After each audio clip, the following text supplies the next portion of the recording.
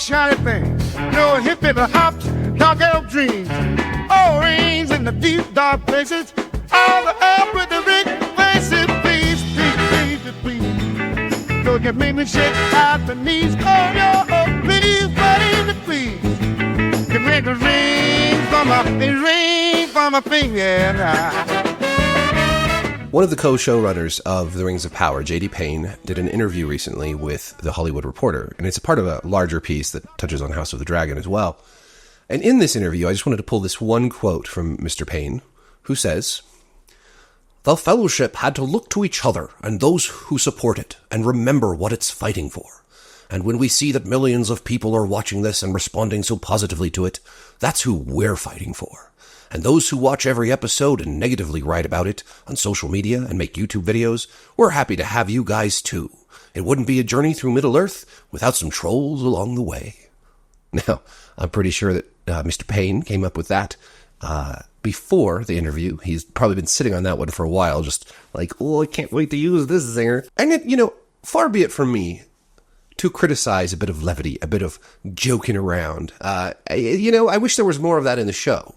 I think that this series would be better with more humor, because I think humor is, what makes characters relatable, and there's just not much of it there. This was one of my critiques of House of the Dragon as well. It's not nearly as funny as Game of Thrones was, though there were some funny parts in season 2. Sir Simon was very funny, Sir Simon Strong. Anyways, I digress.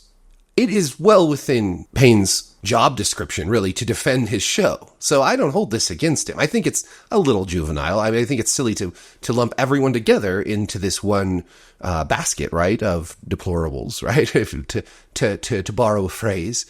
Because honestly, while there are trolls, obviously, and there are, bigots, and they're all that, I think a lot of people who continue to watch this show, even though they don't like it, are just Tolkien fans.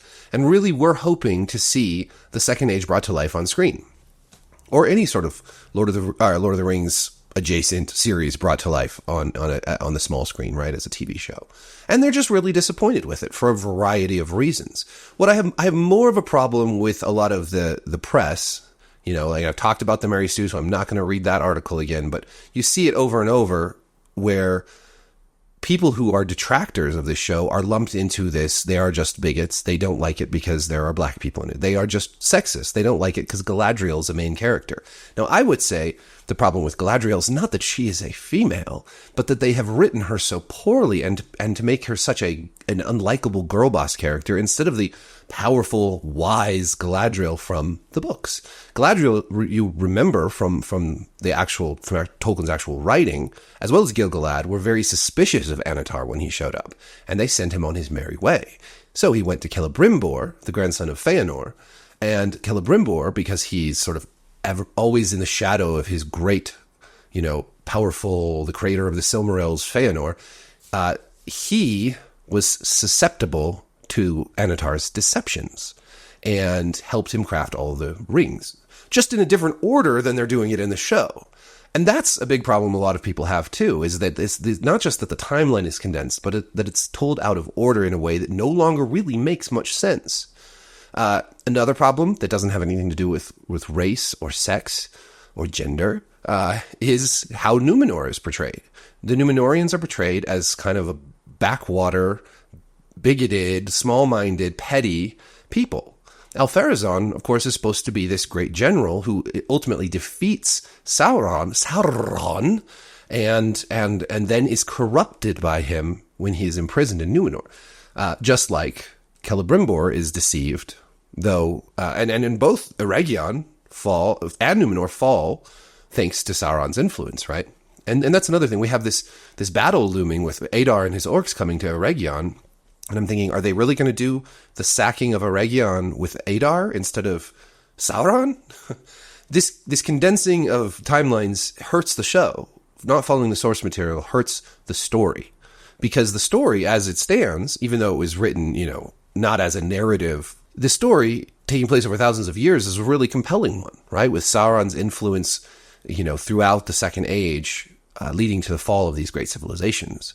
And I really do think that treating this series as in the elongated manner that it was meant to be told would have been better with Numenor not even entering the story for the first couple of seasons, and vast passages of time taking place, right? With these immortal elves and whatnot, they could be characters throughout the different seasons. Well, the humans and hobbits, if you have to include hobbits, which, I mean, I like hobbits, so I'm not really against them fudging the details there and giving us some hobbits, but you could have those characters sort of, you could see it through their eyes and how the world is changing through their eyes, their relatable mortal eyes. And a whole season could be devoted to the fall of Numenor and the fall from grace of Alpharazon and the Numenorians.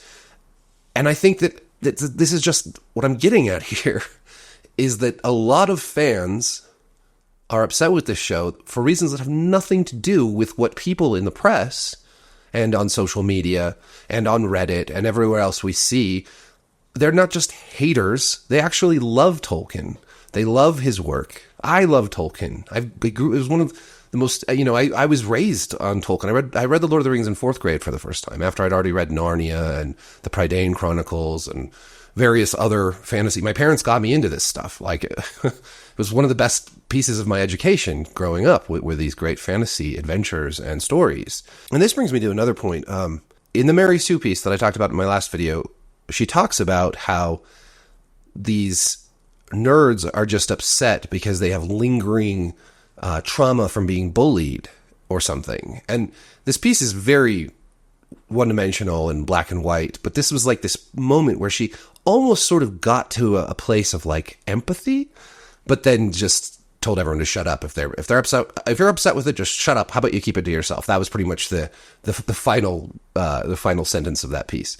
But really, like, there is, if you look at what happened, like when I was young, D&D and comic books and Lord of the Rings and all that stuff was nerd culture, and it was something that people frowned upon. A lot of people, I mean, I don't know if it was like so bad. I mean, I don't know. I wasn't really picked on when I was young because I was not really nerdy.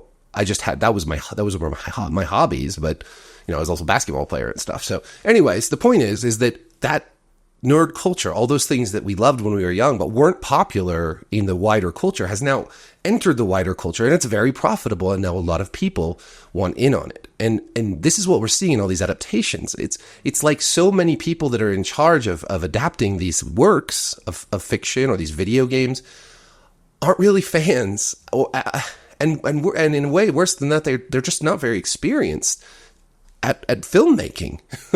Like the showrunners of The Rings of Power did nothing before this, and then suddenly they have like the most expensive show ever.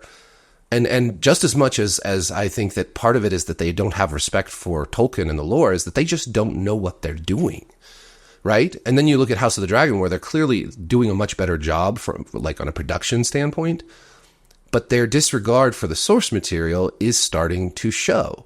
And you just see this over and over and over again, with Star Wars, The Acolyte, with the Disney movies. It's clear that there is some disregard for this nerd stuff. And of course people are going to be upset who grew up loving these things. And now we're being told by bloggers and influencers and everyone that we're just trolls, that we're just bigots, we're all these things. And that's what really rubs me wrong. And I'm not saying anything particularly original here. I realize that. But it's just so interesting how often it happens, how we've seen this play out over and over and over again. It happened in video games before it happened on TV, right? I mean, everything with the Mass Effect, everything that led to Gamergate, everyone wants to reduce that down to just this reductive idea that gamers are bigots, that gamers don't want women in video games. And I just think that that's absurd, because for as long as I can remember, like, nerds would love to have girls play D&D with them, would love to have them play video games, but girls just weren't that interested overall. Obviously, there were some girls who have guy tastes, let's say. They would play these things, and they were rare, and it was great when there was a girl who wanted to join your D&D game or whatever, But what we're seeing is like that these things are being fundamentally changed, and that the past is being, it was like there's that.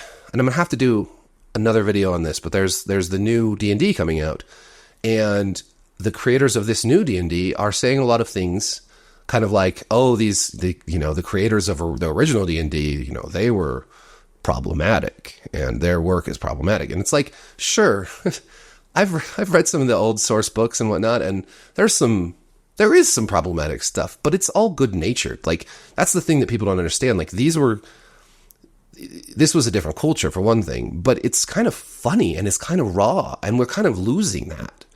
And everything is becoming sanitized and mainstream. And of course, you're going to have a reactionary element to the fandom who says, hey, wait a minute, what are you doing to the stuff that we love? And of course, we can't speak for Tolkien because he's, gone to the West.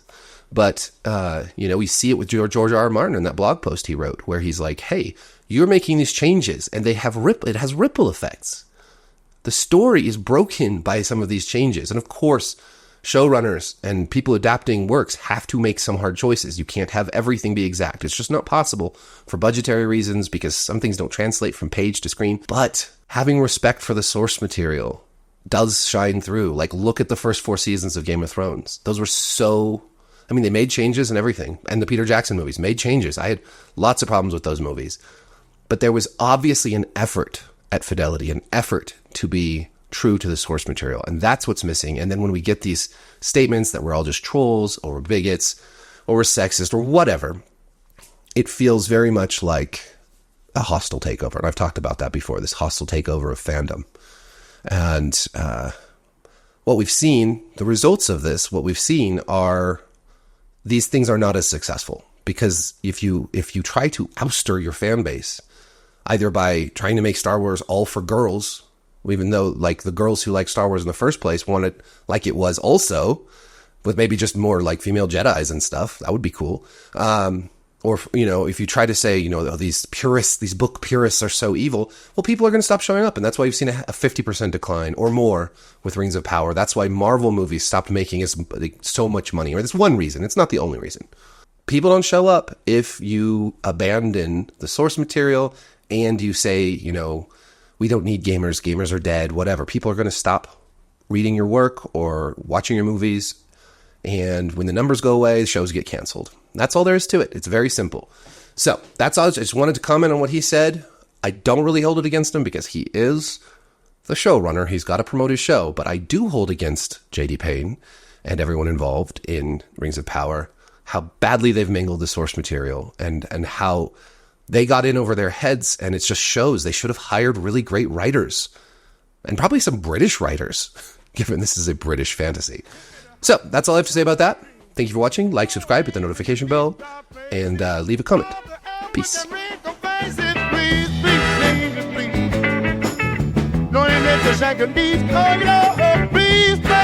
please. Get ready to rain from my face.